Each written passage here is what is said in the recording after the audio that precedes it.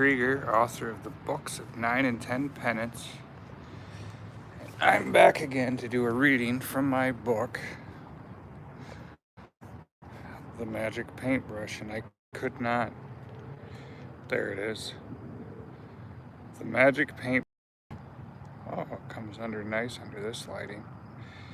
Anyways, we're doing a reading from we're on chapter 5 now, from the Apprentice.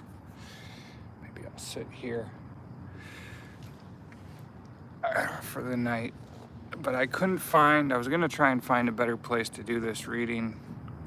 Fortunately, it rained, and if I do it here, I've got this nice overhang. So I can, actually I'll probably read over here. I got this nice overhang to read from the book. Okay, so for those of you that have been listening, in the last chapter, The Island of Lost Dreams, Fragonard heard the story of Botticelli's story of how he acquired the magic paintbrush. By the end of his story, he was even more infatuated and wanted to learn how to become a painter like him. And I think he wanted to use that magic paintbrush again. So in this chapter, the apprentice learns, Aidan Fragonard learns how to paint. So I think this will be the last reading for this week, and I'll probably return again on Monday, probably around the same time, although I'm thought about doing it a little earlier. We'll see. Okay, well, I'll get into it. It is a bit of a lengthy chapter, not as long as the last one. So I'll start reading. This chapter is titled The Apprentice.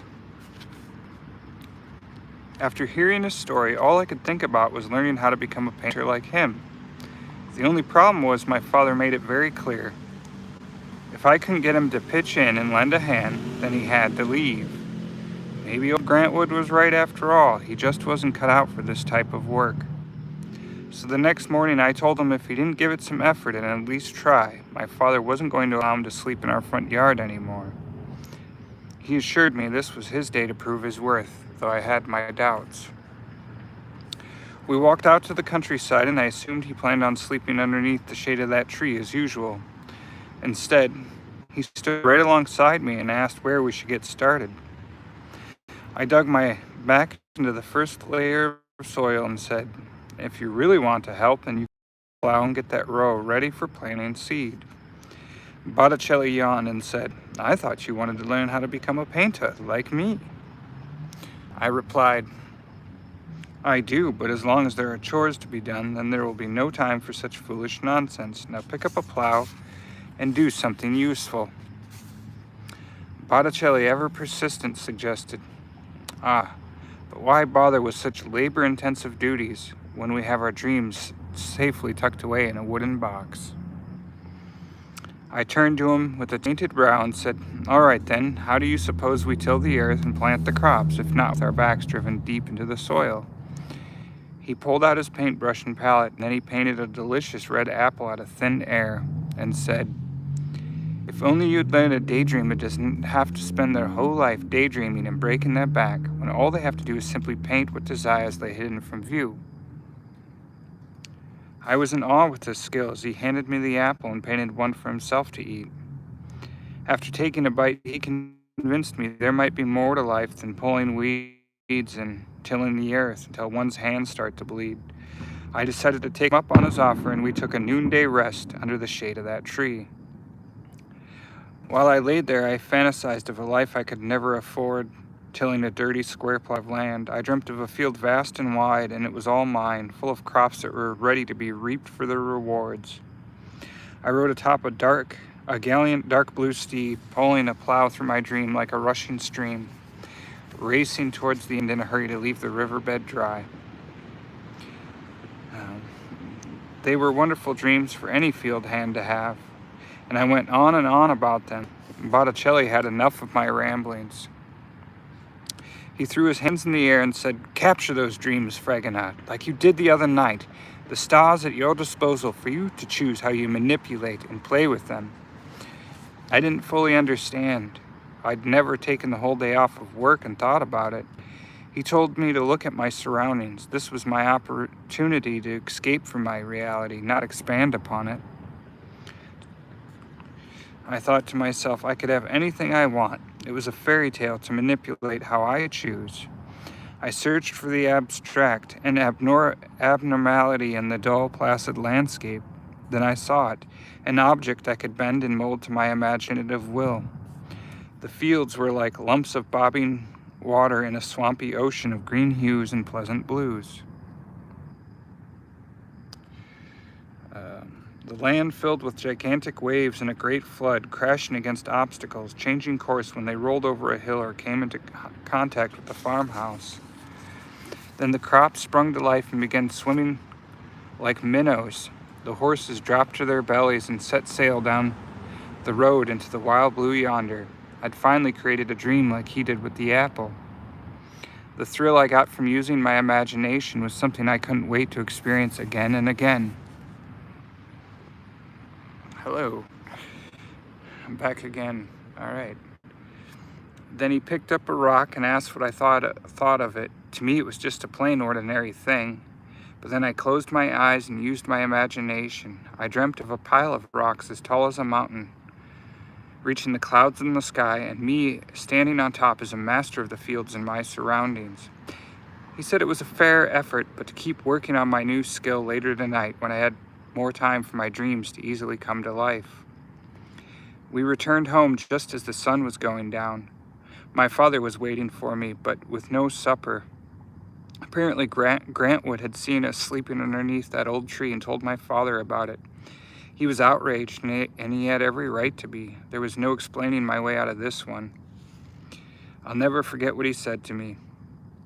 You can spend the night outdoors, sleeping under those stars you and your friends stare at every night. Tomorrow, if this daydreamer, this painter is gone, and the chores are done, I'll think about letting you back in. He then slammed the door behind him. I'd never seen him this upset. I didn't know what else to do. So I asked Botticelli if he could show him what I saw him do out in the fields with the apple. I was sure this would convince him. Botticelli responded with his lips curled in a crooked, uplifting manner. Your father is not a daydreamer like us.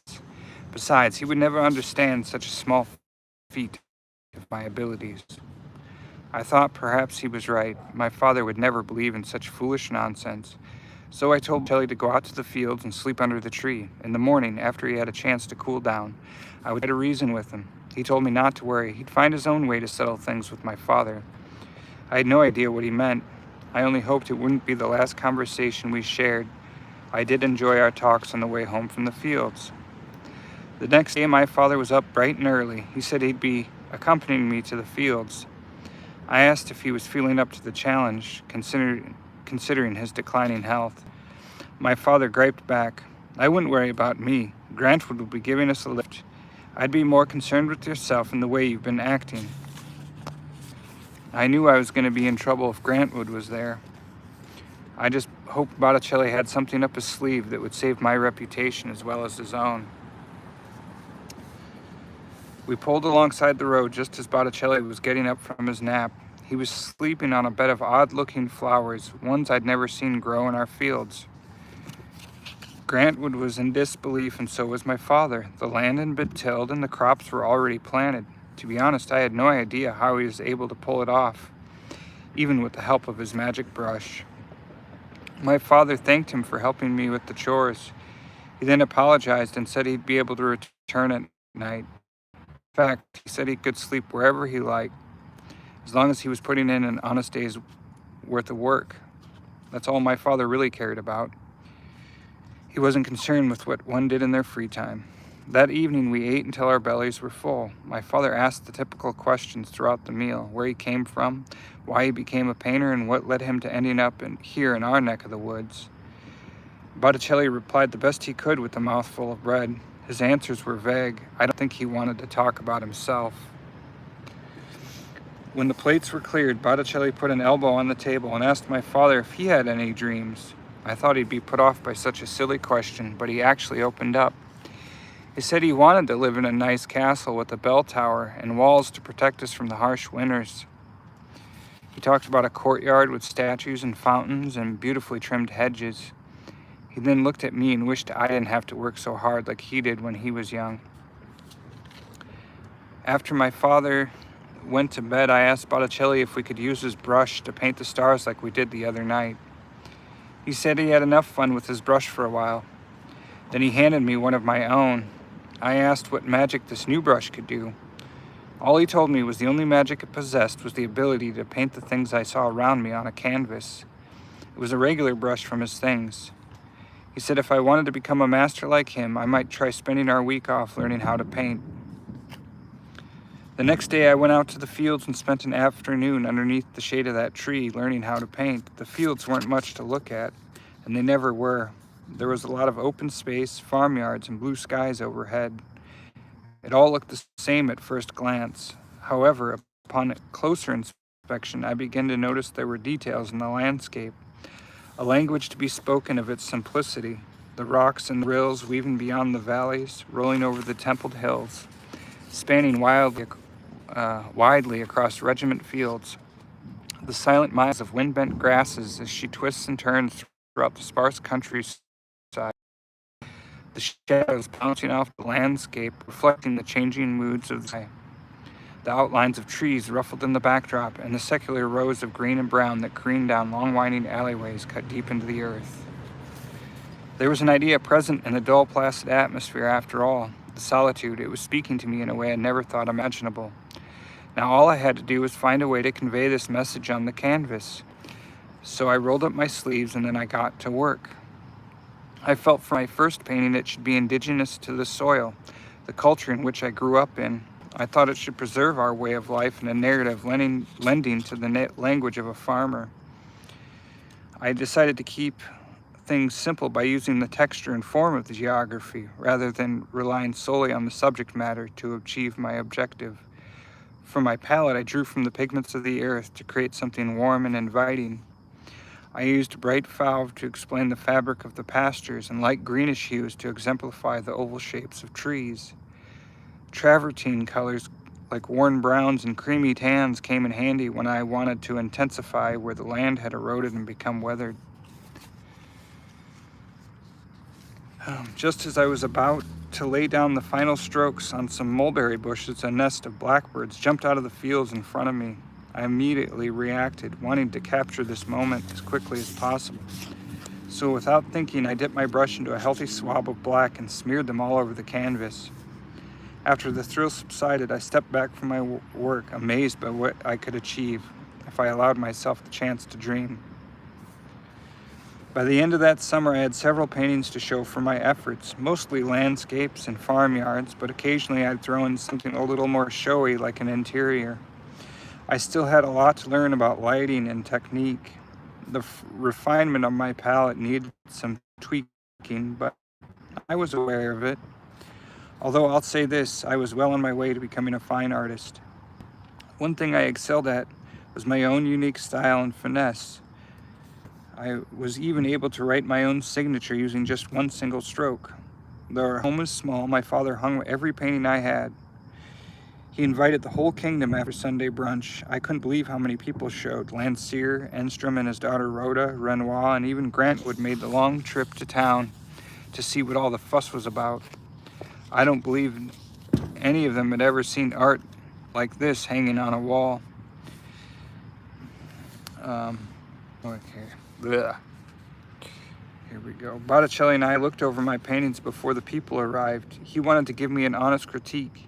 He said my work was fair for novice, but not yet that of a master. I better show improvement soon, or I might find a new hobby, he scorned, one suited to my previous background. I took his criticism well. However, over the past few centuries, I've had the fortunate privilege to hang on the very same walls as my own artwork. I received an overwhelming amount of praise from fine art connoisseurs and passerbyers contradicting his exact comments made long ago. One man even said I had the presence of Titian, the panache of Correggio, and that my palette had the boldness and the flavor of Rembrandt. It was quite the compliment. Towards the end of the show, I got up on a chair and started banging away on a glass with a fork to quiet the crowd down. Everyone gathered round, the dining room table, and I announced a few gifts for some of my friends in the kingdom. To my good friend of many years, Enstrom, I present to you and your daughter, Rhoda, a painting simply called Grace. It is a gift for the bread you gave to us and our people many winters ago as a token of my gratitude. And Enstrom really did, well, his daughter painted that, the painting called Grace, if you ever get a chance to see it. Anyways, I'll keep going. The crowd gave him a standing ovation. He said he would hang it in his bakery with honor and admire it for years to come. The painting was of a humbled man praying before his meal. It was fitting he and his daughter provided bread for the whole kingdom during a bad wintry season a few years back. He didn't ask for anything in return until next year's crops had been harvested. I never did truly thank him for his generosity. This new talent of mine allowed me the chance. Next, I would like to present my father's old friend Grantwood with a painting entitled Near Sundown. It was my way of thanking him for being such a good neighbor and mentor over the years. And that is a painting by Grantwood, but I think the one he's most known for is the one with the pitchfork, the two Amish people standing in front of the barn. Anyways, but that's my favorite Grantwood painting. Then I presented Logan Landseer with his painting. I called it The Shoeing of the Bay Mars. It was my way of thanking him for keeping our horses trotting around on a pair of decent shoes. He said it was nothing, but I don't think our kingdom would manage so easily without him. He certainly was one of the hardest workers I've ever known. And Sir Henry Edwin Landseer, that's the painter. And he had several different styles of art, but a lot of it got lost in a fire, and about all that's left, unfortunately, is his paintings of animals, which are actually quite vivid and cool and reflect a lot. I can't think of the guy's name. Rubens. They look like Rubens paintings. He's really terrific if you get to check him out. But Logan was my nephew, so I named him in the book. He passed away a few years ago. All right, anyways, I asked Renoir to stand up and take a bow next. Then I presented him with his gift, a piece I called Les Soins. And Renoir, the painter, his father was a tailor. All right. It was a thank you for adorning our people over the years with their attire. I greatly admired the man. He truly was a symbol to all those who traveled to the kingdom of Fragonard looking for a fresh start. He had very humble beginnings as a pottery maker, a craft he learned back home. The work just wasn't cut out for him. Uneven bowls, wobbly plates, misshapen jars. Then one day he got the idea to pick up a needle and thread, and he hasn't stopped sewing since. Enstrom couldn't have been happier that day. My father asked if I had a painting to hang in our home. I said of course, as I presented him with Rinaldo in the Gardens of Amedia, which actually is a painting by Fragonard, Jean-Henri Fragonard, the real life Fragonard. It was a painting of a garden like the one he told me about in his dream, if we ever could afford to plant one so lavish. He smiled favorably and said he was glad to have a son, to one day rule over his lands, whom thought of his father and his people so fondly. Of course, I couldn't forget Botticelli, who inspired me to paint these magnificent visions in the first place. So I presented him with his gift. Last but not least, I called the painting A Summer Night. It was what I thought the island he visited might look like. I didn't try to recreate this reality. I sought to give it the dreamlike quality it deserved. The legend of the mythical horse, the luminous fairy tale butterflies, the surreal forest he wandered through, and the bizarre creatures he described. It was my finest work. He said it was my finest work as he marveled over the detail. I truly felt I'd found my niche. It was all thanks to this painter who mysteriously showed up in town one day. After everyone left, my father patted me on the back and broke out his best bottle of green ale. We drank on through the night, and for once he actually forgot about the chores that needed to get done. While we were sitting there at the table enjoying the leftover crumbs from a loaf of Enstrom's bread, my father asked when Botticelli was going to get around to painting his portrait. Botticelli replied, "In due time, my king. I will paint you a work of art only a master can dream, perhaps when the work in the field is done." On that note, my father realized we still had a long day ahead of us in the morning, so he put his bottle of ale away and said good night. And that is the end of that chapter. And I'd like to note A Summer Night, which I talked about that painting in the last chapter, was painted by Albert Moore. And Albert Moore he was a painter known for a lot of things, but he painted, I don't know what you call it, the death painting, right? So every artist, if you're lucky enough, there'll be a work of art attributed to you before you die. It'll be the last thing you ever create. And most artists will make this piece of art. They don't know when death is coming. And so they never get to finish that work of art. Well, Albert Moore actually did. And they say your last painting is your representation of paradise. So I don't know, I thought that was a really cool painting and a neat story behind it.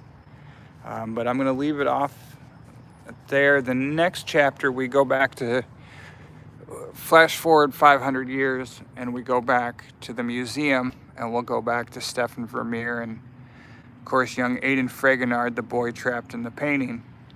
And that'll be the next chapter I'll read, and I'll start that again up on Monday. I need a break, so if you guys liked hearing this stuff, I hope you'll subscribe, and maybe check out my book on Amazon. There's a link on there, but I got it on Kindle for $2.99. I hope people will check it out. And hello, Alfred. Wow, that's a lot of highs. Yeah, I had some weird comments on here. I think I deleted them. I don't know. But yeah, I hope everyone's been enjoying the story so far, the few people that tuned in and listened, and hopefully maybe you'll share it with some friends. You know, someone who might be interested in a story about a boy trapped in a painting. But yeah, so I guess I'll see you guys next time, and I hope you tune in on Monday again at probably 9 or 10 o'clock. So I'll leave a notice on my channel. So thanks for listening.